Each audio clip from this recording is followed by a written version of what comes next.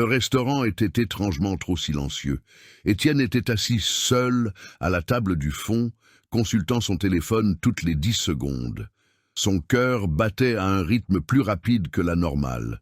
Ce n'était qu'une rencontre, un rendez-vous arrangé.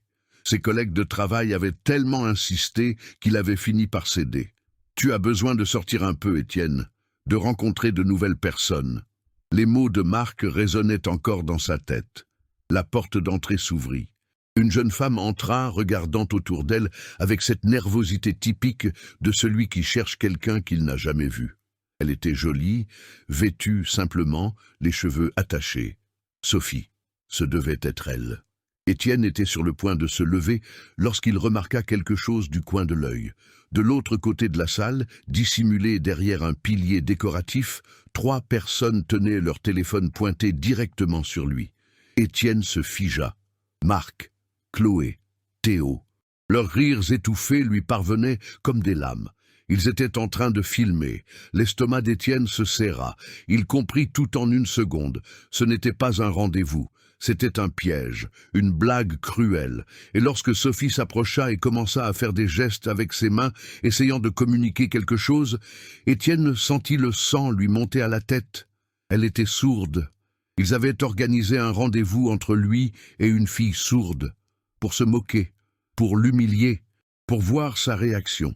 Sophie s'arrêta devant la table, souriant avec espoir, une vulnérabilité évidente sur son visage.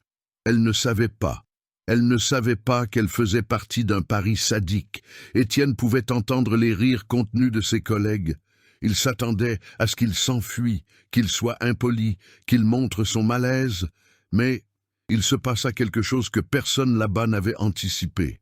Étienne inspira profondément, se leva de sa chaise et avec un sourire sincère leva les mains. Ses doigts bougèrent avec précision, fluidité et tendresse, langue des signes parfaite. « Bonjour, Sophie. C'est un plaisir de vous rencontrer. » Son visage se transforma instantanément. Choc, émotion profonde, des larmes instantanées brillèrent dans ses yeux. Elle répondit dans sa langue, les mains tremblantes. « Vous connaissez la langue des signes ?» De l'autre côté du restaurant, le silence fut total. Les téléphones filmaient toujours, mais plus personne ne riait. Marc avait la bouche ouverte. Chloé était pâle. Étienne tira la chaise pour que Sophie s'assoie, gardant les yeux fixés sur elle, sans accorder un regard au monstre qui avait tenté de ruiner cette soirée. Mais personne là-bas ne savait qui était vraiment Étienne. Et cette ignorance allait leur coûter très cher. 6 mois auparavant. Le réveil sonna à 5h30 du matin. Étienne ouvrit les yeux dans l'obscurité, ce poids familier dans sa poitrine déjà installé, avant même qu'il ne soit complètement réveillé. Un jour de plus. Une autre bataille silencieuse que personne ne voyait. Il se leva sans faire de bruit, traversa l'étroit couloir de l'appartement et s'arrêta à la porte de la chambre de sa fille. Léa dormait sur le côté, ses cheveux foncés éparpillés sur l'oreiller, un bras hors de la couverture. 7 ans. Sa petite fille n'avait que 7 ans et portait déjà un monde de défis que la plupart des enfants ne connaîtraient jamais. Étienne entra doucement, toucha son épaule avec délicatesse. Léa ne se réveilla pas au toucher. Il dut la secouer à nouveau, un peu plus fermement. Elle ouvrit les yeux effrayée, comme cela arrivait toujours. Sans le son monde était fait de surprises constantes. Il sourit, faisant le signe de bonjour dans sa langue. Léa lui rendit son sourire, se frottant les yeux. « J'ai bien dormi », signala-t-elle. « J'ai rêvé de papillons. » Le cœur d'Étienne se serra de cette façon que seul un père peut comprendre. Il aida sa fille à s'habiller, prépara le petit déjeuner, vérifia le cartable. Tout en silence, tout par des gestes, tout dans des regards. La communication entre eux était plus profonde que n'importe quel mot ne pourrait jamais l'être. Sur le chemin de l'école spécialisée, Léa pointa du doigt un chien sur le trottoir, faisant le signe de beau. Étienne acquiesça, mais son esprit était déjà au travail, aux réunions, aux délais impossibles. Il laissa Léa à la porte de l'école, l'embrassa plus longtemps que d'habitude, et partit pour une journée de plus à l'agence de publicité où il travaillait comme designer graphique. L'agence était moderne, pleine de jeunes, compétitive, bruyante. Étienne s'y sentait étranger. Pendant que ses collègues parlaient de fêtes, de voyages et de relations, il pensait aux thérapies, aux rendez-vous médicaux et aux factures à payer. Il avait 34 ans, mais se sentait des décennies plus vieux. Marc fut le premier à arriver ce matin-là, avec son sourire de vendeur et son arrogance déguisée en charisme. 32 ans, trop de gel dans les cheveux, vêtements de marque, dents trop blanches. Il dirigeait le bureau comme s'il en était le propriétaire, et non un simple employé, et il détestait Étienne. Il détestait parce qu'Étienne était bon. Il détestait parce qu'Étienne recevait des compliments du patron. Il détestait parce qu'Étienne n'avait pas besoin de crier pour se faire remarquer. « Salut, Étienne !» dit Marc en passant devant son bureau. « Encore arrivé tôt. Pas de vie sociale, hein ?» Étienne ne répondit pas. Il se contenta d'acquiescer et retourna à son ordinateur. Mais la phrase resta là, comme toujours, brûlant doucement. Chloé arriva peu après, toujours derrière Marc comme une ombre. Elle était talentueuse. Étienne le reconnaissait, mais gaspillait son talent en jalousie et en commérage. Les deux formaient un duo toxique, cherchant toujours des moyens de rabaisser les autres pour se sentir plus grands. « Étienne, tu viens au happy hour aujourd'hui ?» demanda Chloé, connaissant déjà la réponse. « Je ne peux pas, je dois chercher ma fille. » « Ah, bien sûr. » La fille, son ton était chargé de quelque chose qu'Étienne ne pouvait définir. Pitié, mépris, peut-être les deux. La journée s'étira entre réunion et révision. Étienne présenta un projet qui lui avait pris des semaines à développer. Le patron le complimenta. Marc devint rouge de colère. Chloé murmura quelque chose à Théo, un autre collègue, et les deux rirent en regardant Étienne. Il les ignora. Il les ignorait toujours. Il n'avait pas l'énergie de jouer à ces jeux.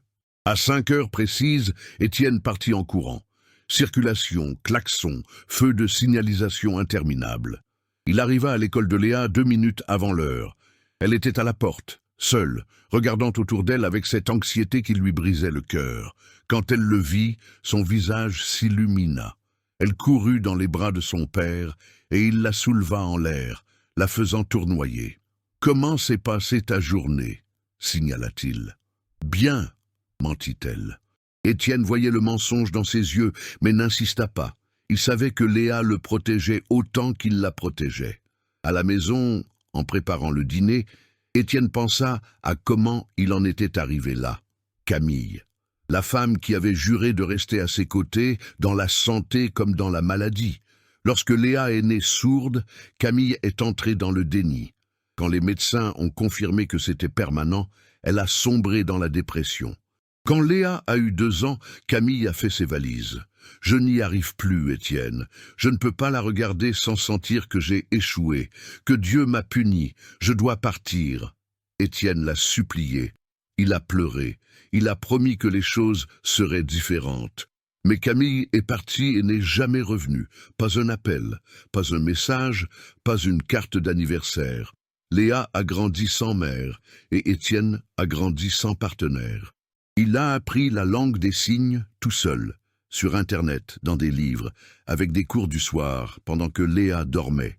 Chaque signe était une promesse. Tu ne seras jamais seul. Chaque geste était un serment. Je ne t'abandonnerai jamais. Les années passèrent. Étienne devint courant. Léa devint plus intelligente, plus forte, plus incroyable chaque jour. Mais la solitude d'Étienne devint un puits sans fond. Il n'avait pas de rendez-vous. Il ne sortait pas. Il ne vivait pas. Il survivait seulement un jour après l'autre, tout pour elle. Au travail, la pression augmentait. Marc progressait dans sa carrière en faisant de la politique, pas en travaillant. Chloé décrochait de grands projets en utilisant son charme, pas son talent. Et Étienne se contentait de donner le meilleur de lui-même, silencieux, invisible, sous-estimé. Jusqu'au jour où Marc s'approcha de son bureau avec ce faux sourire. « Étienne, on discutait. Tu as besoin de te détendre, mon vieux. De sortir, de rencontrer quelqu'un, on a une amie parfaite pour toi. Qu'est-ce que tu dirais d'un rendez-vous arrangé ?» Étienne était fatigué d'être le pauvre gars, fatigué d'être vu comme le type sans vie, fatigué de dormir et de se réveiller seul. Alors, contre tous ses instincts, il accepta. Et à ce moment-là, sans le savoir, Étienne venait de donner à Marc l'arme dont il avait besoin pour tenter de le détruire complètement. Les semaines qui suivirent furent une lente descente aux enfers. Au travail, la pression augmentait de manière subtile, presque imperceptible. Marc avait un talent particulier pour cela. Il ne criait pas, n'offensait pas directement. Il se contentait de laisser échapper des commentaires empoisonnés, déguisés en préoccupation. « Étienne, tu as l'air fatigué, tu dors bien ? Mec, c'était quand la dernière fois que tu es sorti t'amuser ? Ce n'est pas sain. On se disait, tu as besoin d'une vie, brother. Tu es encore jeune. » Étienne répondait par des sourires polis et retournait au travail. Mais les mots s'accrochaient à lui comme de l'huile, parce qu'il y avait de la vérité en eux. Il était fatigué. Il ne sortait pas. Il n'avait pas de vie en dehors de Léa. Et cela lui faisait mal, d'une manière qu'il ne pouvait même pas s'admettre à lui-même. Chloé était pire d'une manière différente. Elle regardait Étienne avec ce mélange de pitié et de supériorité qui lui donnait la nausée. Comme s'il était un projet social et non un collègue. Comme si sa vie était trop triste pour être réelle. « Ça doit être difficile, n'est-ce pas ?» dit-elle un jour, s'approchant de son bureau. « Élever un enfant seul. Et en plus avec, vous savez, ses limitations. » Étienne serra les poings sous la table. « Ma fille n'a pas de limitations. Elle est sourde. Cela ne la définit pas. » Bien sûr, je ne voulais pas dire ça. » Chloé recula, mais le mal était fait. Théo, le troisième membre du groupe toxique, n'était qu'un suiveur. Il riait quand Marc riait, acquiesçait quand Chloé parlait, filmait quand on le lui demandait.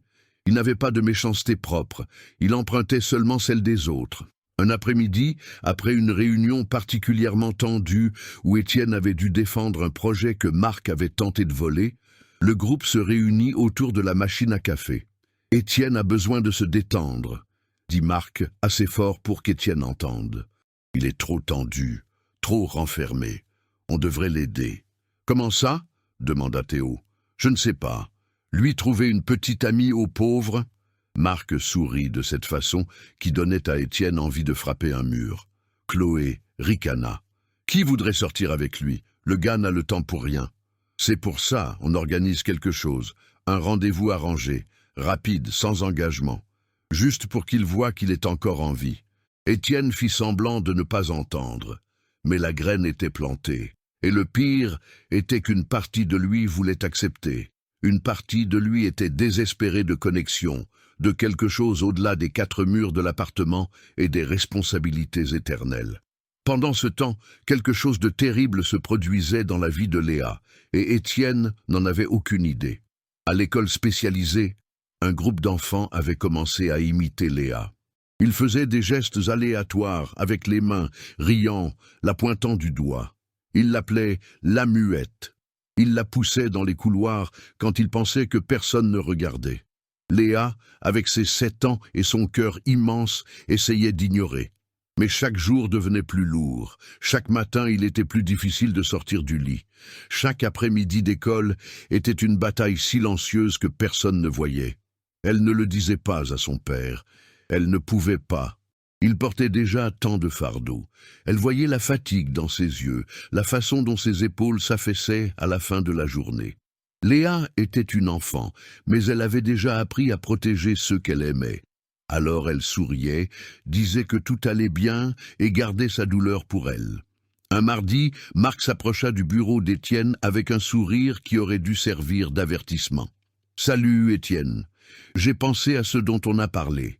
Le rendez-vous arrangé. » Étienne leva les yeux confus. « On n'en a pas parlé. »« Eh bien, on en a parlé entre nous en pensant à toi. Et regarde, on a la personne parfaite. Une amie de Chloé, une fille sympa, jolie, travaille aussi dans l'art. Je pense que vous vous entendriez bien. » Étienne hésita. Chaque cellule de son corps lui criait de dire non. Mais la solitude criait plus fort. « Je ne sais pas. Mec, pas de pression. C'est juste un dîner, 1 heure, 2 tout au plus. On se donne rendez-vous dans un endroit sympa, tu la rencontres, tu vois si le courant passe. C'est simple. Pourquoi êtes-vous si intéressé par ma vie amoureuse ?» Marc posa sa main sur l'épaule d'Étienne et ce contact lui parut glacé. « Parce qu'on se soucie de toi, brother. tu fais partie de l'équipe, et te voir comme ça, seul tout le temps, c'est triste. Le mot « triste » résonna dans la tête d'Étienne. C'était ainsi qu'il le voyait. Triste, digne de pitié, un projet de charité. « D'accord, » dit Étienne avant de pouvoir réfléchir davantage. « J'accepte. » Le sourire de Marc s'élargit d'une manière qui aurait dû faire fuir Étienne. Mais il avait déjà accepté, et l'idée de se désister semblait encore plus pathétique qu'acceptée. « Parfait, j'organise tout et je t'envoie les détails. » Marc retourna vers Chloé et Théo. Les trois chuchotèrent, rirent doucement, et Étienne sentit un frisson lui parcourir l'échine. Mais il était trop tard. Dans les jours qui suivirent, Marc travailla rapidement. Il chercha dans des groupes de théâtre inclusifs jusqu'à ce qu'il trouve ce qu'il cherchait. Sophie, 26 ans, actrice sourde, jolie, parfaitement vulnérable. Il la contacta via Instagram, se faisant passer pour un producteur intéressé par son travail. Il fixa un café, se présenta avec Chloé et lui vendit un rêve. « Nous organisons un événement de bienfaisance pour l'inclusion. Nous aimerions que vous participiez. Et regardez, il y a un gars impliqué dans le projet, célibataire, très gentil. Nous avons pensé que vous pourriez vous rencontrer avant l'événement. Un peu comme un rendez-vous informel. » Sophie, qui avait passé des années à se battre pour des opportunités, qui avait fait face à des portes closes partout, qui se réveillait chaque jour en se demandant si quelqu'un, en dehors de la communauté sourde, la verrait un jour comme plus que son handicap. Sophie dit oui. Elle ne savait pas qu'elle était utilisée comme instrument de cruauté. Elle ne savait pas qu'elle serait la risée de la soirée. Elle ne savait pas que son handicap, la chose même pour laquelle elle avait été rejetée d'innombrables fois, serait transformé en une arme. Marc réserva le restaurant. Il envoya la localisation à Étienne. Il confirma avec Sophie. Et puis, avec Chloé et Théo, il planifia chaque détail de l'humiliation. On arrive avant, on s'assoit loin, on filme tout. Quand elle se présente et qu'il réalise qu'elle est sourde, ce sera inestimable, dit Marc, riant. Et s'il est gentil, demanda Chloé. Peu importe. On monte le film. On fait croire qu'il est condescendant, comme s'il faisait de la charité. Le monsieur parfait du bureau, toujours si impeccable, révélé comme un autre hypocrite. La nuit précédant le rendez-vous, Léa fit un cauchemar. Elle se réveilla en pleurs, appelant son père avec des signes désespérés dans le noir. Étienne se précipita dans sa chambre, alluma la lumière, la serra contre sa poitrine. « Qu'est-ce qui ne va pas, mon amour? Qu'est-ce qui s'est passé ?» Léa signala entre les sanglots. « J'ai rêvé que tu partais, comme maman. » Le cœur d'Étienne se brisa. « Je ne te quitterai jamais. Jamais. Tu as entendu? Jamais. » Mais Léa n'entendit pas. Elle n'entendait jamais. Alors Étienne lui tint le visage, la regarda profondément dans les yeux et répéta les signes lentement, fermement. « Je ne te quitterai jamais. » Léa se calma finalement et s'endormit dans les bras de son père. Étienne resta là, assis sur le bord de son lit, la regardant respirer, sans savoir que le lendemain, sa vie changerait à jamais. Car le lendemain, Marc ne serait pas le seul à avoir une surprise. Étienne aussi avait des secrets, et quand ils seraient révélés, personne ne serait préparé pour les conséquences. La soirée était fraîche quand Étienne entra dans le restaurant Le Coin Gourmand. Il avait opté pour une chemise simple, rien d'extravagant, mais suffisamment soignée pour montrer qu'il s'en souciait. Son estomac se tordait de nervosité. Cela faisait des années depuis son dernier rendez-vous, des années depuis qu'il s'était permis de se considérer comme quelqu'un d'autre que le père de Léa. Il choisit une table au fond, loin des fenêtres, loin du mouvement. Il demanda de l'eau, vérifia son téléphone. 8 heures précises. Elle devait arriver d'un moment à l'autre. C'est alors qu'il les vit, Marc, Chloé et Théo assis 3 tables plus loin, à moitié cachés derrière un pilier décoratif. Téléphones à la main, angle parfait, rires étouffés. Le sang d'Étienne se glaça. Il comprit tout instantanément. Ce n'était pas un rendez-vous, c'était un coup monté, un piège. Ils étaient là pour filmer, pour se moquer, pour transformer sa solitude en divertissement. Il aurait dû se lever. Il aurait dû partir. Mais alors la porte s'ouvrit à nouveau et elle entra. Sophie était plus charmante qu'Étienne ne l'avait imaginé. Cheveux bruns ondulés naturellement, une robe vert foncé qui mettait en valeur ses yeux, un sourire nerveux qui illuminait tout son visage. Elle regarda autour du restaurant, cherchant, pleine d'espoir. Et puis Étienne vit ce que Marc avait orchestré. Il vit Sophie commencer à faire des gestes subtils avec ses mains au serveur, essayant de communiquer. Il vit le serveur confus, ne comprenant pas. Il vit la honte commencer à colorer ses joues. Elle était sourde. Marc avait arrangé un rendez-vous avec une fille sourde pour voir Étienne mal à l'aise, pour le filmer réagissant mal, pour l'humilier, et pire encore, humilier une femme innocente dans le processus. La colère qu'Étienne ressentit à ce moment-là était différente de tout ce qu'il avait jamais éprouvé. Ce n'était pas la colère explosive qui détruit, c'était la colère froide qui construit la détermination. Il n'allait pas donner à Marc ce qu'il voulait. Il n'allait pas s'enfuir. Il n'allait pas traiter Sophie avec pitié ou mépris. Il allait faire ce qu'il avait toujours fait, choisir la gentillesse, même lorsque le monde s'attendait à de la cruauté. Étienne se leva, inspira profondément et marcha vers Sophie. Quand elle le vit, ses yeux s'illuminèrent. Il sourit, puis leva les mains. « Bonjour Sophie ». Ses doigts dansèrent dans l'air avec la grâce d'années de pratique. « C'est un plaisir de vous rencontrer ». Le visage de Sophie passa par 15 émotions en 2 secondes. Choc, confusion, incrédulité, joie. Des larmes brillèrent instantanément dans ses yeux. « Vous connaissez la langue des signes ?» signala-t-elle en retour, les mains tremblantes. « Ma fille est sourde, j'ai appris pour elle. » Sophie se couvrit la bouche avec ses mains, les larmes coulant librement maintenant. Étienne la guida doucement jusqu'à la table, tira sa chaise et s'assit en face. Et puis, ignorant complètement le regard brûlant de Marc dans son dos, il commença à converser. « Depuis combien de temps travaillez-vous dans le théâtre ?» demanda Étienne en signe fluide.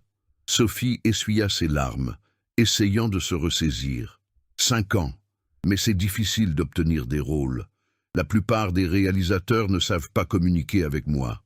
Cela doit être frustrant. » Ça l'est. Elle fit une pause, regardant ses propres mains. « Désolé. Je n'ai pas l'habitude de pleurer au premier rendez-vous. C'est juste que vous n'avez pas idée du nombre de portes qui m'ont été fermées au visage. Combien de fois les gens m'ont regardé comme si j'étais brisé. » Étienne sentit sa gorge se serrer. « Ma fille a 7 ans, Léa, et tous les jours, je me bats pour qu'elle ne se sente jamais brisée.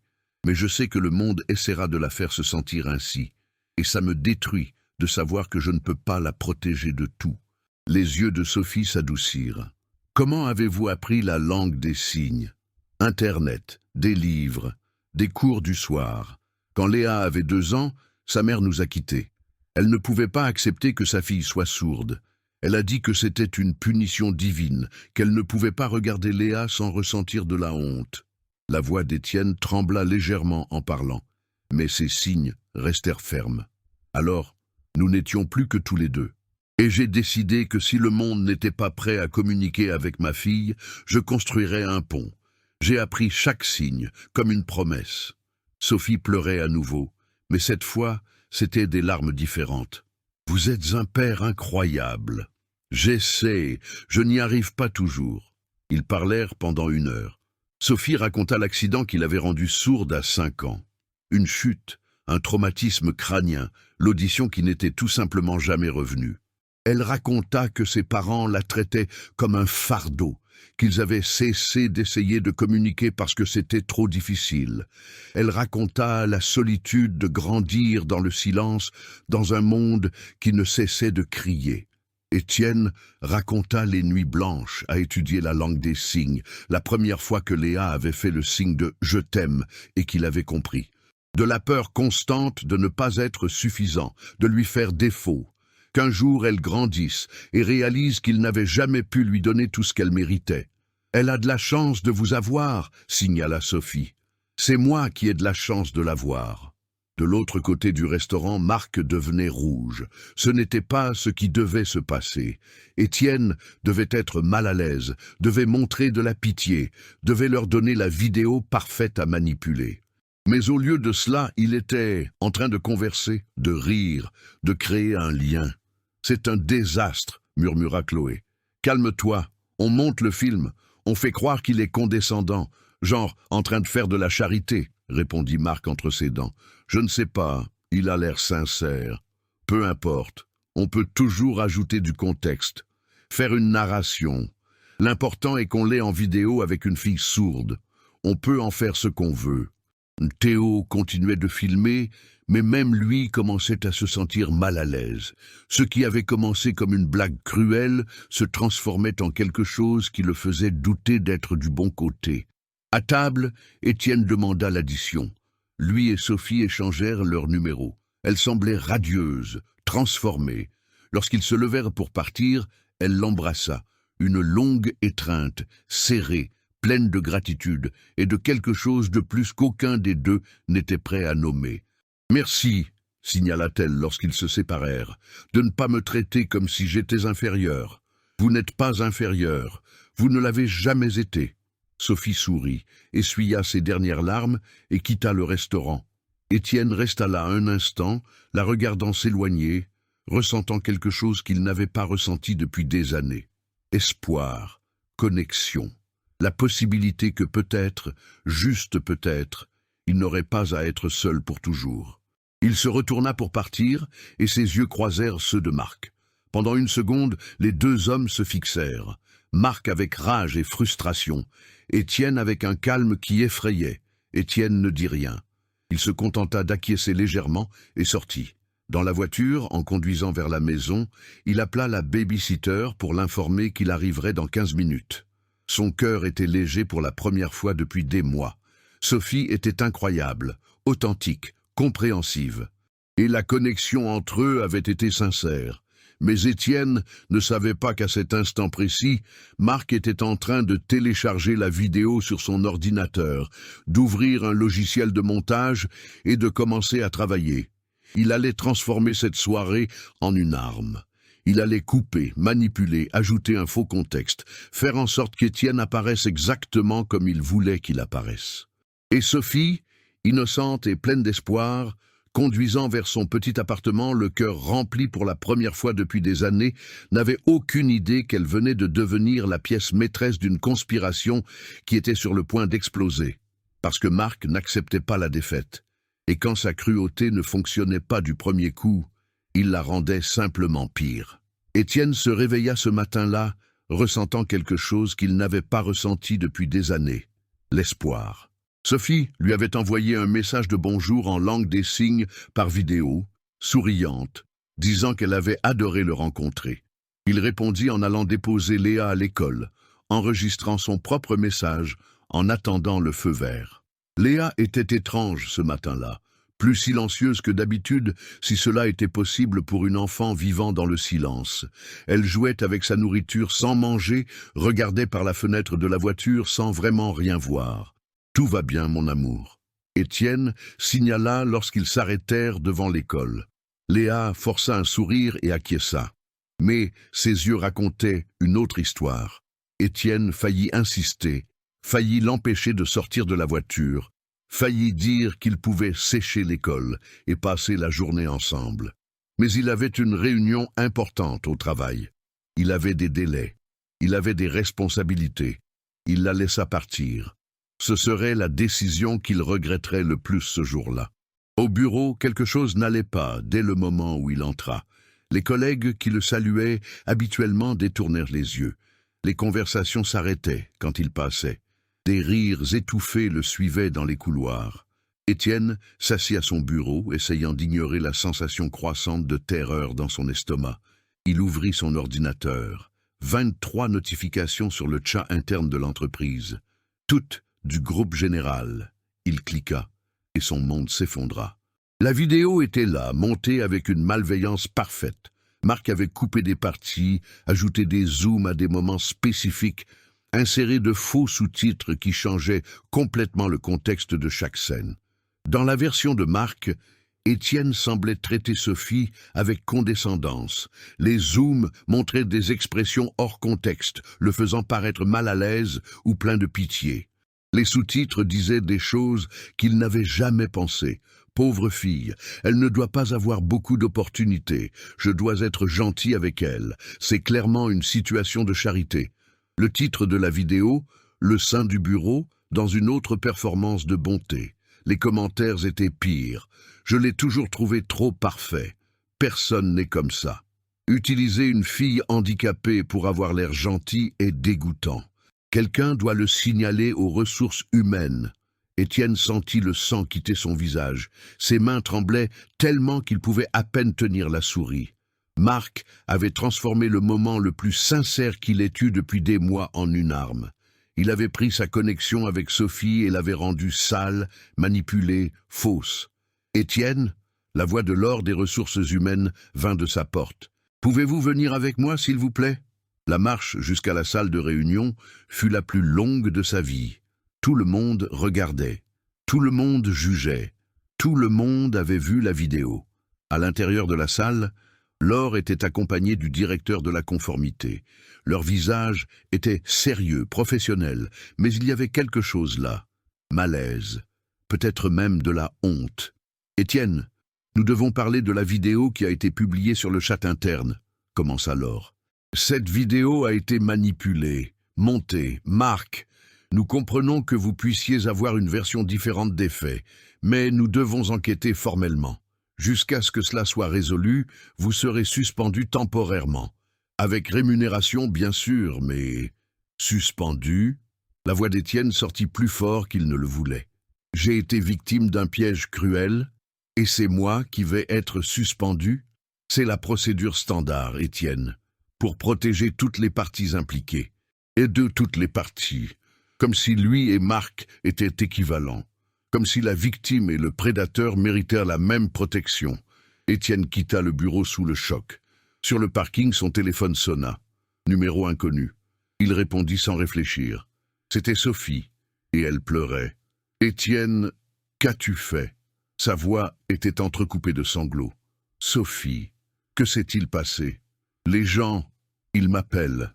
Ils m'envoient des messages, disant que j'ai participé à une mise en scène, que je savais que c'était une blague, que je fais partie d'une fraude pour te faire passer pour un gentil. » Le cœur d'Étienne s'arrêta. « Qui dit ça? » « Je ne sais pas. Des gens de ton travail. Ils ont eu mon numéro, mon Instagram. Ils m'attaquent, disant que je devrais avoir honte de me vendre comme ça, que les gens comme moi donnent une mauvaise réputation à la communauté sourde. Sophie, écoute-moi, c'était réel. Notre conversation était réelle. Marc a monté la vidéo. Il a menti sur tout. Je n'ai jamais... J'ai perdu un travail aujourd'hui, Étienne. » Sa voix était brisée, détruite. Le théâtre m'a appelé. Ils ont dit qu'ils avaient vu la vidéo, qu'ils ne pouvaient pas être associés à ce genre de publicité négative. J'avais un spectacle dans 2 semaines. J'avais besoin de cet argent. Étienne sentit les larmes lui brûler les yeux. « Sophie, je suis tellement désolé. Je vais arranger ça. Je vais... » « Comment? Comment vas-tu arranger ça? Ma réputation est détruite. Tout ce pourquoi j'ai lutté, toutes les portes que j'ai réussi à ouvrir avec tant d'efforts, tout gâché en une nuit. Nous allons poursuivre en justice. Nous allons dénoncer ce que Marc a fait. Nous allons... » « Je ne veux plus te parler, Étienne. » Le silence après cette phrase fut assourdissant. Je voulais juste une seule chance d'être traité normalement. Et toi, tu m'as transformé en blague. Je ne l'ai pas fait. C'est Marc. Peu importe qui c'est. Le résultat est le même. Je t'ai fait confiance, et regarde où ça m'a mené. La communication coupa. Étienne resta là, immobile sur le parking, tenant son téléphone, sentant son monde s'effondrer pièce par pièce. Marc n'avait pas seulement attaqué lui. Il avait attaqué une femme innocente qui avait déjà assez souffert. Il avait pris sa vulnérabilité et l'avait transformée en une arme. Le téléphone sonna à nouveau. L'école de Léa. « Monsieur Dubois, pouvez-vous venir chercher Léa, s'il vous plaît? Il y a eu un incident. » Étienne ne demanda pas de détails. Il monta dans la voiture et conduisit à toute vitesse, le cœur battant à tout rompre. Quand il arriva à l'école, il trouva Léa dans le bureau de la coordinatrice. Son visage était maculé de larmes. Elle avait une égratignure sur le bras. Son chemisier était taché de terre. « Qu'est-ce qui s'est passé ?» signala Étienne, s'agenouillant devant elle. Léa éclata en sanglots. Ses mains bougèrent frénétiquement, désespérément, racontant tout. Les mois d'intimidation, bullying, les enfants l'imitant, les surnoms, la poussée d'aujourd'hui qu'il avait jetée au sol, l'enseignante qui avait mis trop de temps à intervenir, la peur quotidienne, la solitude, la douleur, tout ce qu'elle avait caché parce qu'elle ne voulait pas inquiéter son père. Étienne la serra dans ses bras, et ils pleurèrent ensemble là, au milieu du bureau de la coordinatrice, tandis que le monde continuait de s'effondrer autour d'eux. Il avait échoué. Il avait échoué envers Léa. Il avait échoué envers Sophie. Il avait donné à Marc exactement ce qu'il voulait, la destruction totale. Et quand Étienne ramena finalement Léa à la maison, la mit au lit et vérifia les réseaux sociaux, il découvrit que Marc avait poussé les choses encore plus loin. La vidéo avait fuité hors de l'entreprise. Elle était dans des groupes Facebook. Sur Twitter, des gens qui ne le connaissaient même pas commentaient, jugeaient, détruisant sa réputation. Étienne s'assit dans l'obscurité du salon, la tête entre les mains, et pour la première fois depuis des années, il se demanda s'il pourrait continuer. Parce que ce n'était plus seulement à propos de lui, c'était à propos de Léa, c'était à propos de Sophie, c'était à propos de toutes les personnes que Marc était prêt à détruire juste pour alimenter son ego malade. Et le pire, Étienne n'avait aucune idée de comment lutter contre cela. Les jours qui suivirent furent les plus sombres de la vie d'Étienne. Il ne retourna pas au travail. Techniquement, il était suspendu pour enquête.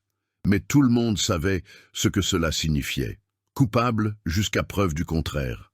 Sa boîte e-mail d'entreprise fut désactivée. Son accès au système révoqué. Comme s'il n'avait jamais existé là. La vidéo continuait de se propager. Groupe Facebook, threads sur Twitter. Même des chaînes YouTube dédiées à dénoncer les personnes problématiques avaient repris l'histoire. Chaque version était pire que la précédente, plus déformée, plus éloignée de la vérité. Étienne était devenu une caricature de lui-même, un méchant dans une histoire qu'il ne reconnaissait même pas. Il tenta de se défendre. Il publia un communiqué expliquant ce qui s'était réellement passé. Mais Internet ne se soucie pas des vérités quand les mensonges sont plus intéressants. Ces publications furent ensevelies sous des commentaires de haine, manipulateurs typiques essayant de se faire passer pour une victime. Bien sûr qu'il va nier. Les gens comme ça n'admettent jamais ce qu'ils font. Sophie bloqua son numéro. Elle le bloqua sur les réseaux sociaux. Elle disparut complètement. Étienne tenta d'envoyer des messages par l'intermédiaire de connaissances communes, mais elle fut claire. Elle ne voulait plus rien avoir à faire avec lui. Pour elle, Étienne avait ruiné sa vie, et peu importait qui avait manipulé quoi. Le mal était fait. Le théâtre où Sophie travaillait publia un communiqué public, prenant ses distances avec les situations problématiques et confirmant qu'elle ne ferait plus partie de la troupe. D'autres projets annulèrent des contrats. La carrière qu'elle avait construite avec tant d'efforts était en ruine, et à ses yeux, la faute incombait à Étienne. Il ne pouvait pas la blâmer. D'une certaine manière, c'était sa faute. Il avait accepté ce maudit rendez-vous. Il avait fait confiance aux mauvaises personnes. Il avait été assez naïf pour croire que ses collègues se souciaient réellement de lui. Mais le pire n'était pas le travail. Ce n'était pas Sophie. Ce n'était même pas sa réputation détruite. Le pire était Léa. Depuis l'incident à l'école, quelque chose s'était brisé en elle. La lumière dans ses yeux s'était éteinte. Elle ne souriait plus. Elle ne faisait plus de blagues en langue des signes. Elle ne pointait plus du doigt les belles choses dans la rue. C'était comme si une partie essentielle d'elle avait été arrachée. Étienne tenta de lui parler, tenta de lui demander ce qu'elle ressentait. Mais Léa se contentait de secouer la tête et de signaler « ça va » avec des mouvements mécaniques, vides. La communication entre eux, qui avait toujours été si fluide, si profonde, était rompue. Pour la première fois depuis des années, Étienne n'arrivait pas à atteindre sa fille, et cela le détruisait d'une manière qu'aucune autre chose ne pouvait égaler. Il l'emmena à sa thérapie hebdomadaire, mais même la thérapeute commenta que Léa était plus renfermée que d'habitude. Elle traite des traumatismes en couches, expliqua la docteure. L'intimidation à l'école, la situation de son père, le sentiment que le monde n'est pas sûr. Ça va prendre du temps. Du temps. Comme si Étienne avait du temps. comme si l'enfance de sa fille pouvait être mise en pause pendant qu'il réparait le désordre créé par Marc. Les factures continuaient d'arriver. Thérapie de Léa, loyer, électricité, eau, école spécialisée, nourriture. Étienne avait quelques économies, mais sans salaire. Combien de temps cela durerait-il? 2 mois? 3? Il pensa à poursuivre Marc en justice. Il consulta 2 avocats. Les 2 dirent la même chose. Les cas de diffamation sur Internet sont compliqués, longs et coûteux. Même s'il gagnait, cela prendrait des années. Et pendant ce temps, sa réputation resterait entachée. Son nom continuerait d'être associé à quelque chose qu'il n'avait jamais fait. « Avez-vous des preuves que la vidéo a été montée ?» demanda l'un des avocats. « J'ai ma parole, et la sienne. Mais elle ne témoignera pas en votre faveur, n'est-ce pas ?» Étienne garda le silence. Non, Sophie ne le ferait pas. 1 semaine après la suspension, Étienne reçut un appel du service de conformité de l'entreprise. L'enquête avait conclu que bien qu'il n'y ait pas de preuve de mauvaise conduite intentionnelle, l'impact négatif sur l'image de l'entreprise était suffisant pour justifier des mesures. Ils lui proposèrent une rupture conventionnelle, 6 mois de salaire. Il signerait un accord de confidentialité et passerait à autre chose. « Et Marc ?» demanda Étienne. « Il a tout planifié. Il a monté la vidéo. Il l'a diffusée. L'enquête n'a trouvé aucune preuve substantielle de cela. » « Bien sûr que non. Vous n'avez même pas cherché. Monsieur Dubois, je vous suggère fortement d'accepter la proposition. C'est la meilleure solution pour tout le monde. » Étienne raccrocha sans répondre. Accepterait-il? Devrait-il? L'argent aiderait. Mais signer ce document serait admettre sa culpabilité, même indirectement. Ce serait laisser Marc gagner. Mais que pouvait-il faire d'autre? Cette nuit-là, après avoir couché Léa, Étienne s'assit seul dans le salon sombre. La télévision était éteinte, le téléphone en mode silencieux. Il n'y avait que lui, et le silence assourdissant d'une vie qui s'effondrait. Il pensa à Camille, son ex-femme qui les avait abandonnés. Pour la première fois depuis des années, il comprit pourquoi elle était partie. Non pas parce qu'il était d'accord, mais parce qu'il comprenait le poids, la pression écrasante de prendre soin de quelqu'un quand on est soi-même en train de se noyer. Serait-il plus facile d'abandonner? De prendre Léa, de changer de ville, de recommencer dans un endroit où personne ne connaîtrait son nom? Où la vidéo ne le poursuivrait pas, où il pourrait être juste un père anonyme essayant de donner le meilleur à sa fille. Mais où irait-il? Et comment? Et Léa avait déjà traversé tant de changements, tant de pertes. Comment pouvait-il l'arracher à la seule école où elle avait une certaine stabilité, même si cette stabilité était maintenant brisée? Étienne prit son téléphone, regarda l'écran, ouvrit l'application bancaire, vérifia le solde. Il calcula mentalement combien de mois il pourrait les soutenir sans travail. Les chiffres étaient déprimants. Il ouvrit Instagram. Il fit défiler les publications de connaissances vivant des vies normales, des familles souriantes, des gens en fête, des couples amoureux. Tout ce qu'il n'avait jamais eu, qu'il n'aurait jamais. Il s'arrêta sur une photo de Sophie. Elle était ancienne, d'avant tout cela. Elle était sur scène, rayonnante. Les commentaires récents étaient cruels. Escroc, sans vergogne, profiteuse. Étienne ferma l'application. Il ne pouvait plus regarder. Il alla dans la chambre de Léa, ouvrit doucement la porte. Elle dormait sur le côté, le visage encore marqué par des traces de larmes séchées. Même endormie, elle ne semblait pas en paix. Étienne s'agenouilla à côté du lit. Il toucha ses cheveux avec précaution, comme si elle était faite de verre. « Pardonne-moi » murmura-t-il, sachant qu'elle ne pouvait pas entendre. « J'aurais dû mieux te protéger. J'aurais dû voir l'intimidation. J'aurais dû dire non à ce maudit rendez-vous. J'aurais dû être plus fort. » Des larmes silencieuses coulèrent sur son visage. Des larmes d'épuisement, de défaite. D'un homme qui avait tant lutté et qui était fatigué de lutter. Peut-être que Marc avait gagné. Peut-être qu'il n'y avait pas de retour en arrière. Peut-être que c'était simplement la vie d'Étienne maintenant, détruite, entachée, perdue. Il retourna au salon, prit son ordinateur portable, ouvrit la proposition de rupture que l'entreprise avait envoyée. 6 mois de salaire, accord de confidentialité, la fin de tout. Son doigt plana au-dessus du bouton « Accepter ». Mais alors quelque chose se produisit. Quelque chose de petit, presque imperceptible, mais qui allait tout changer. La tablette de Léa, oubliée sur le canapé, s'alluma avec une notification. Étienne regarda distraitement. C'était une vidéo qu'elle avait enregistrée pendant la journée en utilisant une application de montage qu'elle adorait. Par curiosité, par désespoir, parce qu'il n'avait plus rien à perdre, Étienne cliqua sur la vidéo. Et ce qu'il vit fit complètement s'arrêter son cœur. La vidéo commençait avec le visage de Léa, filmé de bas en haut, comme le font les enfants lorsqu'ils tiennent des tablettes. Elle était dans sa chambre, assise sur le lit, et ses mains commencèrent à bouger en langue des signes. Étienne augmenta le volume, mais il n'y avait pas de son. Bien sûr que non. L'application que Léa utilisait ajoutait des sous-titres automatiques en français lorsqu'elle signalait. C'était un outil qu'elle adorait, car elle pouvait enfin communiquer avec le monde au-delà de ceux qui connaissaient la langue des signes.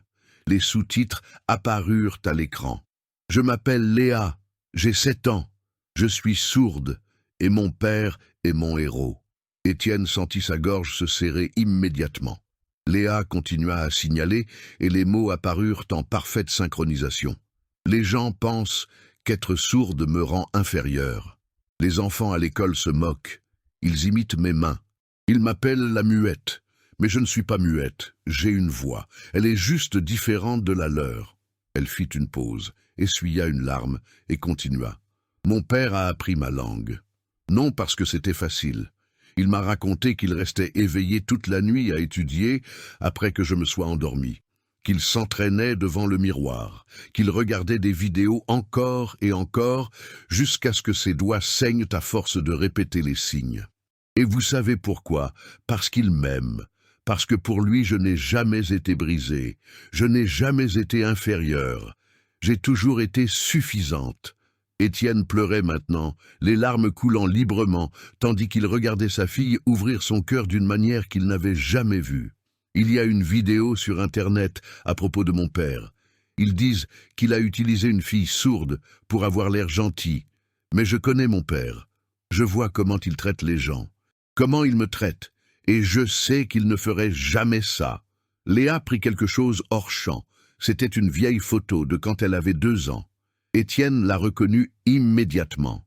C'était l'anniversaire de Léa, des semaines avant que Camille ne parte. Sur la photo, Étienne tenait Léa, faisant un signe de cœur avec ses mains. Il apprenait déjà la langue des signes, même avant que sa femme n'abandonne. Cette photo a été prise il y a 5 ans. Mon père connaissait déjà la langue des signes, parce qu'il a commencé à apprendre quand j'avais 1 an et que les médecins ont dit que je n'entendrais jamais. Maman a abandonné, mais papa non. Papa n'abandonne jamais. Le cœur d'Étienne battait à tout rompre. Léa était en train de construire une défense, une preuve, une vérité qu'il ne savait même pas qu'elle gardait. Les gens qui ont fait cette vidéo ne savent pas qui est mon père. Ils ne savent pas qu'il se lève à 5 heures du matin tous les jours pour me préparer pour l'école, qu'il travaille toute la journée et m'aide toujours avec la thérapie, que quand je pleure, il pleure avec moi, que quand j'ai peur, il me fait sentir en sécurité. Léa regarda directement la caméra, et ses yeux avaient une détermination qu'Étienne n'avait jamais vue auparavant. « Je m'appelle Léa Dubois, mon père est Étienne Dubois, et il n'est pas faux, il est réel, il est bon. Et si vous diffusez des mensonges sur lui, vous devriez avoir honte. » La vidéo se termina. Étienne resta paralysé un instant, traitant ce qu'il venait de voir. Sa fille de 7 ans avait créé la défense la plus puissante qu'il pouvait imaginer.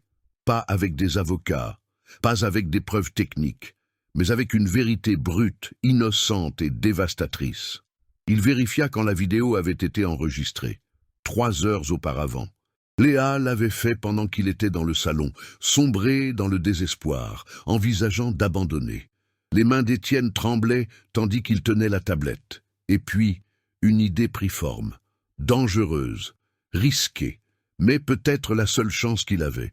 Il pouvait poster la vidéo, mais non, cela exposerait Léa.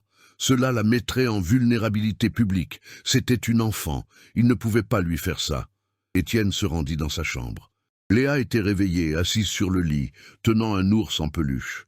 Quand elle vit son père, ses yeux s'écarquillèrent. Elle savait qu'il avait vu la vidéo. « Pourquoi as-tu fait ça ?» signala Étienne, s'asseyant sur le bord du lit. « Parce que tu étais triste. Et je n'aime pas quand tu es triste. Mon amour, tu n'as pas à me défendre. Je suis l'adulte. Je prends soin de toi. » Léa secoua la tête vigoureusement. « Non, on prend soin l'un de l'autre. Tu m'as appris ça. » Étienne serra sa fille dans une étreinte forte. Et ce fut à ce moment-là, avec Léa dans ses bras, qu'il réalisa quelque chose de crucial. Il avait passé 7 ans à protéger sa fille du monde. Mais peut-être était-il temps de laisser le monde voir qui elle était vraiment. Non comme victime, mais comme une force. « Léa, écoute-moi.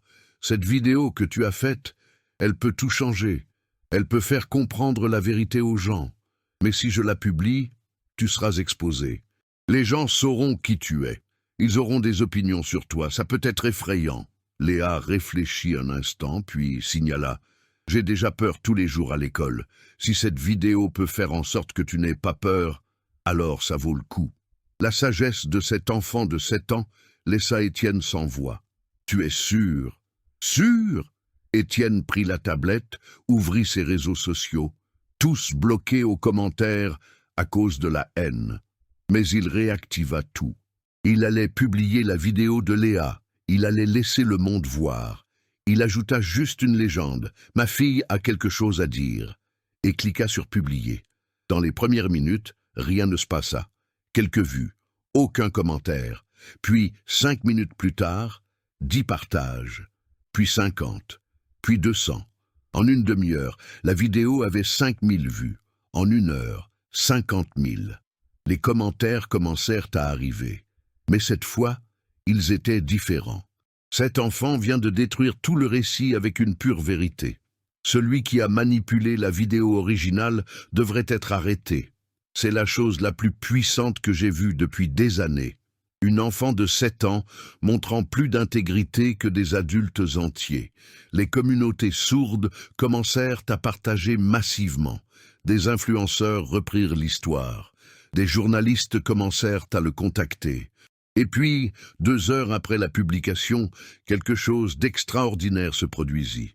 Sophie publia sa propre réponse. C'était une vidéo d'elle, en langue des signes, avec des sous-titres. Les larmes coulant sur son visage. « Je me suis trompé. J'ai blâmé la mauvaise personne. Étienne ne m'a jamais utilisé, mais j'ai laissé la colère m'aveugler. Léa, si tu vois ça, ton père est exactement celui que tu as dit qu'il était.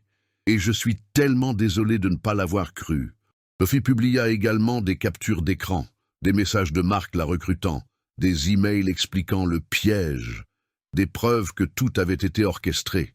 Internet explosa. En 6 heures, la vidéo de Léa avait 2 millions de vues.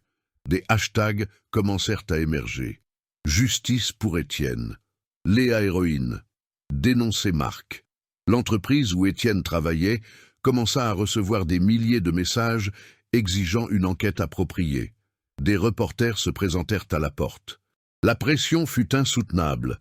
À 3 heures du matin, Étienne reçut un email du PDG de l'entreprise. Pas des ressources humaines, du PDG. « Monsieur Dubois, nous devons parler de toute urgence. Veuillez vous présenter demain à 9 heures. Marc a été suspendu. » Étienne lut l'email 3 fois pour s'assurer que c'était réel. Il retourna dans la chambre de Léa. Elle était toujours réveillée, allongée sur le lit, regardant le plafond. « C'est arrivé !» signala Étienne. « Les gens t'ont cru. Ils nous ont cru. » Léa sourit, et pour la première fois depuis des semaines, c'était un vrai sourire. « Je te l'ai dit, papa, la vérité gagne toujours. » Et cette nuit-là, pour la première fois depuis que tout avait commencé, Étienne dormit en paix, parce que sa fille de 7 ans avait fait ce qu'il n'avait pas pu faire. Elle avait montré au monde que certaines choses ne peuvent pas être détruites par des mensonges. Que le véritable amour, la connexion sincère, trouve toujours un moyen de se révéler. La guerre n'était pas encore terminée, mais la bataille la plus importante avait été gagnée, et elle avait été gagnée par une enfant que le monde avait tenté de faire se sentir petite, mais qui s'était révélée géante quand cela comptait. Étienne entra dans le bâtiment de l'entreprise à 8h45 du matin, 15 minutes avant l'heure prévue. Il avait laissé Léa avec la voisine, qui avait insisté pour aider après avoir vu la vidéo. « Cette petite fille est un ange », avait-elle dit, les larmes aux yeux. Le hall était différent. Les réceptionnistes le regardaient avec respect, pas avec pitié. Un agent de sécurité fit un signe de tête. « Content de vous revoir, Étienne. » De petites choses qui auraient été invisibles auparavant, mais qui signifiaient tout maintenant. Lorsque les portes de l'ascenseur s'ouvrirent à son étage, Étienne découvrit quelque chose de complètement inattendu. Tout le bureau était réuni dans le salon principal. Ce n'était pas une réunion ordinaire. Il y avait des caméras, des journalistes, et au centre de tout, une longue table avec le PDG, la directrice des ressources humaines, le service juridique de l'entreprise, et 2 chaises vides. Une pour lui, l'autre pour Marc. Le PDG, Monsieur Robert Leclerc, un homme d'une 50aine d'années aux cheveux gris et à l'expression sérieuse, fit signe à Étienne d'approcher. « Monsieur Dubois, merci d'être venu. Veuillez vous asseoir. » Étienne marcha vers la chaise, sentant tous les regards sur lui. Les collègues qui avaient ri de la vidéo montée baissaient maintenant les yeux, embarrassés. Chloé était dans un coin, visiblement dévastée, les yeux gonflés par les pleurs. Théo n'avait même pas comparu au bureau. Marc n'était pas encore là. « Nous allons attendre quelques minutes de plus, » dit Robert. Marc a été convoqué.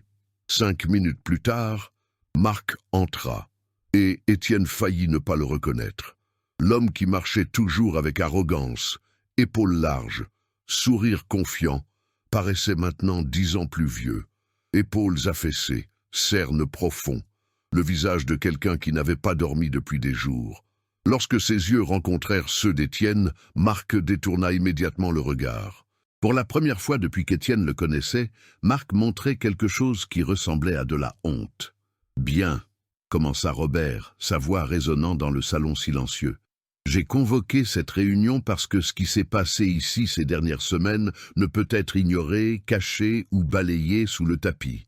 Cette entreprise a toujours eu des valeurs, intégrité, respect, inclusion, et toutes ces valeurs ont été violées de manière grotesque. » Il regarda directement Marc. « Monsieur Costa, l'enquête interne, combinée aux preuves rendues publiques, a confirmé que vous avez délibérément orchestré une situation dans le seul but d'humilier un collègue de travail. Vous avez engagé une personne handicapée sous de faux prétextes. Vous avez manipulé des vidéos, vous avez diffusé des mensonges, et lorsque vous avez été confronté, vous avez tenté de tout dissimuler. » Marc ne dit rien. Il regarda simplement la table. « Mais avant de prendre les mesures qui s'imposent, » continua Robert, « j'aimerais donner la parole à Monsieur Dubois. Étienne, vous avez le droit de parler, de nous dire ce que vous voulez, sans filtre, sans crainte des conséquences. » Étienne prit une profonde inspiration. Il regarda Marc, puis Chloé, les collègues réunis, les caméras, et puis il commença à parler. « Je pourrais rester ici et parler de moi, de la façon dont les derniers jours ont été un enfer, de la façon dont j'ai envisagé de tout abandonner. Mais il ne s'agit pas de moi, ça ne l'a jamais été. » Sa voix était calme, mais chargée d'émotion. « Il s'agit de Léa. Ma fille de 7 ans qui se réveille tous les jours dans un monde qui la traite comme si elle était inférieure, qui va dans une école où les enfants l'imitent et la blessent, qui rentre à la maison en faisant semblant que tout va bien parce qu'elle ne veut pas inquiéter son père. Il s'agit d'elle qui a dû créer une vidéo défendant son propre père parce que les adultes autour n'ont pas fait ce qui était juste. » Étienne vit des larmes dans les yeux de certaines personnes dans la pièce. Il s'agit de Sophie, une femme qui s'est battue toute sa vie pour des opportunités, qui a été rejetée par sa propre famille parce qu'elle était sourde, qui construisait enfin une carrière et qui a été utilisée comme instrument de cruauté. Elle a perdu son travail, elle a perdu sa dignité. Et tout ça parce que quelqu'un a trouvé drôle de transformer son handicap en une blague. Marc ferma les yeux et une larme coula sur son visage. « Mais vous savez quoi ?» continua Étienne. « Je ne suis pas ici pour demander qu'on licencie Marc. Je ne suis pas ici pour la vengeance, parce que cela ne réparerait rien. Cela n'effacerait pas la douleur que Léa a ressentie. Cela ne rendrait pas le travail que Sophie a perdu. Cela ne changerait pas les mois d'intimidation que ma fille a subis en silence. Toute la salle était confuse. Robert lui-même fronça les sourcils. Je suis ici pour demander quelque chose de différent. Je veux que cette entreprise, que vous tous, appreniez de cela. Je veux que vous créiez de vrais programmes d'inclusion. Je veux que vous embauchiez plus de personnes handicapées, pas par charité, mais parce que ces personnes ont de la valeur, du talent, de la dignité. Étienne regarda directement Marc. Et je veux que Marc reste. Un choc collectif envahit la salle. Marc ouvrit les yeux, incrédule. Mais à une condition, continua Étienne, qu'il travaille au programme d'inclusion, qu'il apprenne la langue des signes, qu'il passe 6 mois à visiter des écoles spécialisées, à rencontrer les familles, à comprendre la lutte, qu'il devienne un défenseur des personnes qu'il a tenté d'humilier. Parce que le licencier serait facile. Mais le transformer, ce serait une véritable justice. Robert resta silencieux pendant un long moment, puis il acquiesça lentement. C'est d'une profondeur inattendue, Étienne. Étienne se tourna vers les collègues réunis. Et pour vous tous qui avez ri de la vidéo, qui l'avez partagée, qui avez jugé sans connaître toute l'histoire, vous en faites partie aussi. Vous avez laissé la cruauté se produire, certains par méchanceté, d'autres par omission. Mais le résultat a été le même. Chloé commença à pleurer ouvertement. « Mais voici ce qu'il faut savoir sur les erreurs, » dit Étienne, sa voix s'adoucissant. « Elles ne sont vraiment destructrices que lorsque nous n'en tirons pas de leçons.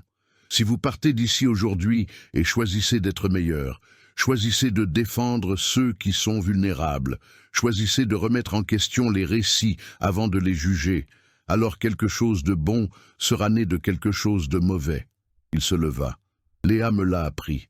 Une enfant de 7 ans a montré plus de sagesse que n'importe quel adulte ici. Elle a choisi la vérité alors qu'il aurait été plus facile de se cacher. Elle a choisi de protéger quelqu'un qu'elle aime quand le monde était contre lui. Elle a choisi d'être courageuse alors qu'elle avait toutes les raisons d'avoir peur. » Étienne regarda Robert. « Alors c'est ce que je demande. Pas de punition, de la transformation, pas de vengeance, de l'éducation, pas d'exclusion, de l'inclusion réelle. » Le silence qui suivit fut profond. Puis, lentement, quelqu'un commença à applaudir, puis un autre, et un autre. En quelques secondes, toute la salle était debout, applaudissant. Certaines personnes pleuraient, d'autres avaient les mains sur la poitrine, visiblement émues. Marc était brisé, sanglotant le visage entre les mains, mais ce n'étaient pas des larmes d'apitoiement, c'étaient des larmes de honte sincères et peut-être le premier pas vers la rédemption. Robert se leva, tendit la main à Étienne. « Vous n'êtes pas seulement un employé exemplaire, Étienne. Vous êtes un être humain extraordinaire, et ce serait un honneur de vous avoir de retour, avec une promotion, avec une augmentation, et avec l'autorité totale pour mettre en œuvre chacun des changements que vous avez suggérés. » Étienne lui serra la main. « J'accepte, mais Sophie doit aussi être embauchée, en tant que consultante pour le programme d'inclusion. Et Léa viendra visiter l'entreprise pour nous enseigner la langue des signes de base. Tous les enfants des écoles spécialisées de la ville seront les bienvenus ici. » C'est fait. Quand Étienne sortit de cet immeuble 1 heure plus tard, le soleil brillait d'une manière qui semblait différente, plus chaleureuse, plus réelle. Il prit son téléphone et appela la voisine. « Puis-je parler à Léa ?» Quelques secondes plus tard, le visage de sa fille apparut à l'écran, souriant. « Papa a gagné ?» signala-t-elle. « Non, mon amour, » signala Étienne en retour souriant. « Nous avons gagné, nous tous. » 3 mois plus tard. L'auditorium était bondé. Plus de 300 personnes assises sur des chaises disposées en demi-cercle, toutes regardant la scène où Étienne était sur le point de parler. Mais il n'était pas nerveux. Plus maintenant, car à ses côtés, au premier rang, se trouvaient les 2 personnes qui lui avaient enseigné le vrai sens du courage. Léa, portant une robe bleue qu'elle avait choisie elle-même, balançait ses jambes avec enthousiasme. Ses yeux brillaient de cette lumière qui avait disparu pendant des semaines, mais qui était maintenant de retour, plus forte que jamais. À côté d'elle, Sophie tenait sa main, souriant. La réconciliation entre Étienne et Sophie avait été lente, prudente, bâtie sur des excuses honnêtes et des conversations profondes sur la douleur, la confiance et les nouveaux départs. Ce n'était pas encore une romance. Peut-être que ça ne le serait jamais, mais c'était une amitié sincère, un respect mutuel et la promesse que certaines connexions survivent même aux pires tempêtes. Étienne monta sur scène. L'événement était le lancement officiel du programme d'inclusion réelle de l'entreprise, une initiative qui avait pris beaucoup plus d'ampleur qu'il ne l'avait imaginé. Il ne s'agissait pas seulement d'embaucher des personnes handicapées. Il s'agissait de transformer toute la culture, d'enseigner l'empathie là où il y avait auparavant de l'ignorance, de construire des ponts là où il y avait auparavant des murs. Il y a 3 mois, commença Étienne, sa voix résonnant dans l'auditorium silencieux. J'étais assis dans l'obscurité de mon salon, prêt à tout abandonner. Ma réputation était détruite, ma fille souffrait, et je me sentais l'homme le plus impuissant du monde.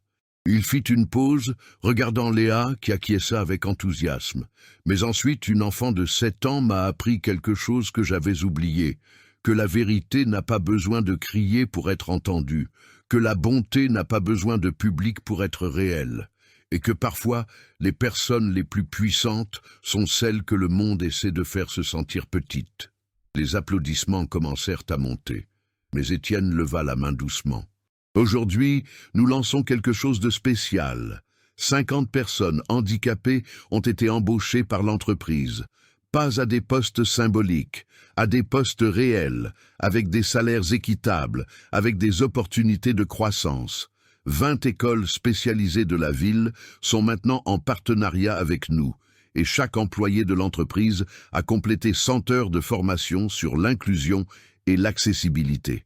Il regarda le coin de l'auditorium où Marc était assis.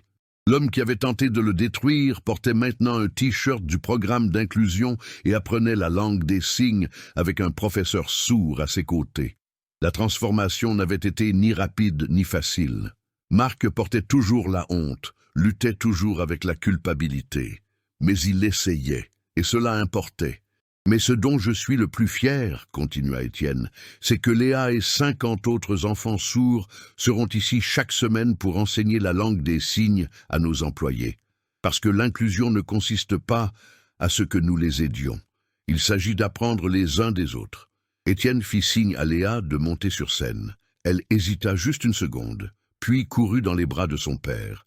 Il la souleva et ensemble, ils firent des signes en langue des signes, pendant qu'un interprète traduisait. « Je m'appelle Léa », signala-t-elle avec assurance. « Et j'avais honte d'être différente. Mais mon père m'a appris que différent n'est pas mal. C'est juste une autre forme de beauté. » Il n'y avait pas un seul œil sec dans l'auditorium. Étienne reposa Léa, mais elle ne quitta pas la scène. Au lieu de cela, elle se tourna vers le public et continua de signaler. Les enfants à l'école ne m'imitent plus, parce que maintenant ils connaissent la langue des signes, maintenant ils comprennent, et certains d'entre eux sont même devenus mes amis. La voix de l'interprète trembla d'émotion en traduisant. Alors, si vous me regardez et que vous êtes différent d'une manière ou d'une autre, je veux que vous sachiez, vous n'êtes pas seul, et vous n'êtes pas inférieur. Vous êtes exactement qui vous devriez être. Le public explosa en applaudissements. Étienne serra Léa fort, lui murmurant à l'oreille des mots qu'elle ne pouvait pas entendre, mais qu'il savait qu'elle ressentait. « Je t'aime plus que tout au monde. » Après l'événement, tandis que les gens se mélangeaient dans le salon, mangeant et conversant, Étienne trouva un moment tranquille avec Sophie dans le jardin extérieur. « Merci d'être venu, » signala-t-il. « Merci de ne pas avoir abandonné avec moi, » répondit-elle. « J'étais tellement perdu dans ma propre douleur que je n'arrivais pas à voir la tienne. Nous étions tous les deux blessés. Marc le savait et l'a utilisé contre nous. » Sophie regarda à travers la fenêtre en verre, observant Léa jouer avec d'autres enfants à l'intérieur. « Elle est incroyable. Vous avez créé un être humain extraordinaire. Je pense qu'elle m'a créé autant que je l'ai créé. » Sophie sourit. « Avez-vous toujours cette proposition de dîner en suspens ?» Étienne sourit en retour. « Seulement si vous promettez que ce n'est pas un piège. » « Je le promets. » Ils rirent ensemble, et pour la première fois depuis des mois, le rire sembla léger, libre de rancœur. À l'intérieur du salon, Marc s'approcha timidement d'Étienne. Il avait vieilli pendant ces mois, mais il y avait quelque chose de différent chez lui. Humilité, conscience. « Étienne, je sais que je me suis excusé 1000 fois, mais... » « Marc, interrompit Étienne gentiment. Tu fais le travail, tu changes. C'est tout ce que j'ai demandé. J'ai visité la première école la semaine dernière. J'ai rencontré une petite fille, Béatrice, 8 ans, en fauteuil roulant. Et elle m'a appris que... » Marc fit une pause, ému. « Elle m'a appris que j'ai gaspillé 32 ans de ma vie à être cruel, alors que j'aurais pu être gentil. Il n'est jamais trop tard pour commencer. » Marc acquiesça, s'essuya les yeux et retourna à son cours de langue des signes. Cette nuit-là, quand Étienne coucha Léa, elle lui tint le visage et signala quelque chose qui fit déborder son cœur. « Papa, es-tu heureux maintenant ?» Étienne pensa à tout ce qu'ils avaient traversé. La douleur, la lutte, la chute, l'ascension. « Tu sais quoi, mon amour? Je le suis. Pour la première fois depuis très longtemps, je le suis vraiment. » Léa sourit et ferma les yeux, serrant l'ours en peluche qui ne l'abandonnait jamais. Étienne quitta la chambre, prit son téléphone et ouvrit la vidéo de Léa qui avait tout changé. 2,5 millions de vues, maintenant. Et dans les commentaires, des milliers d'histoires de personnes qui avaient été inspirées. Des parents d'enfants handicapés disant qu'ils avaient trouvé l'espoir. Des victimes d'intimidation disant qu'elles avaient trouvé le courage. Des gens ordinaires disant qu'ils avaient appris à voir le monde différemment. Une histoire, une enfant, une simple vérité. Et le monde avait écouté. Étienne éteignit le téléphone et regarda par la fenêtre de l'appartement. La ville brillait dehors, pleine de gens, chacun avec ses propres batailles, ses propres douleurs, ses propres moments de chute et d'ascension.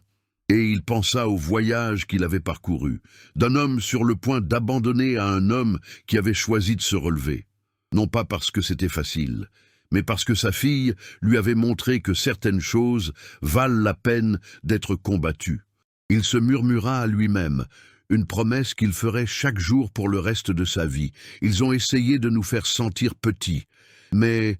ils ont oublié que le véritable amour ne connaît pas de limites. La vérité trouve toujours sa voie, et le courage réside dans le cœur de ceux que le monde sous-estime.